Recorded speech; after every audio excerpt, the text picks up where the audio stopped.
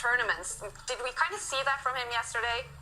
As we see the first move also, that he's not too stressed, he's not too nervous in this situation. Yeah, that's right, Aryan. He does open with his king's pawn, and he did also play in Tata Steel Masters recently in January over the board, where he drew with Magnus Carlsen. Yesterday, we saw Aryan in very solid form, maybe just more mature than ever, more comfortable than ever among the elite opposition, and here we go. The game has started. White occupies the center with his pawns. Very solid start, but Magnus Carlsen playing something I haven't seen him play for a long, long time in official matches at least. He plays the modern defense. This is extremely provocative. But it is psychologically maybe slightly uncomfortable for Aryan because there's maybe 4 or 5 good moves in this position, 4 or 5 different decent setups, and when you're facing the world champion, it's hard to force yourself to be super aggressive. Yeah, I wonder, Aryan is doing it.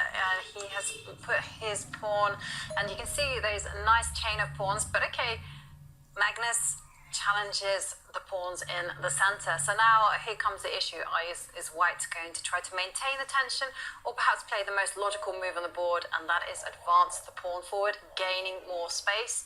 And he's done that, and is this in the realms of the Norwegian rat here? There is an opening called the Norwegian rat. I think this is slightly different. Slightly, yeah. This is slightly different, but Magnus Carlsen, he's done something very strange. This is a well-known position, but Black has lost a move. Black is 1 move down compared to well-known opening theory because he moved the same pawn twice. Oh, look at the bar. Yeah, computers, they tend to hate these types of positions. Computers, they do tend to underestimate the solidity in Black's position. They do underestimate Black's resources later in the game. It's all going to be about maneuvering now because the center is blocked with pawns. And at least Magnus Carlsen that way, he will avoid any lines. There we go, Black's knight comes to the edge of the board. Not normally recommended, but it's going to bring itself towards the center soon. Black will take that knight in.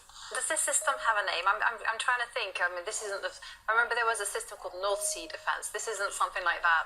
No. Again, that's something slightly different. That's something Magnus has employed in the past. I think this might be the Gurgenidze system, but I'm not entirely sure. Okay, yeah. Okay, meanwhile, we have seen a trade. Black has taken a knight with his bishop. Aryan playing very sensible moves, not flinching despite the fact he has been surprised in this opening. Magnus Carlsen there trying to set up a blockade. If you note in the center for Black, lots of Black's pawns are on light squares, and that's a good strategy when you've given up your light squared bishop.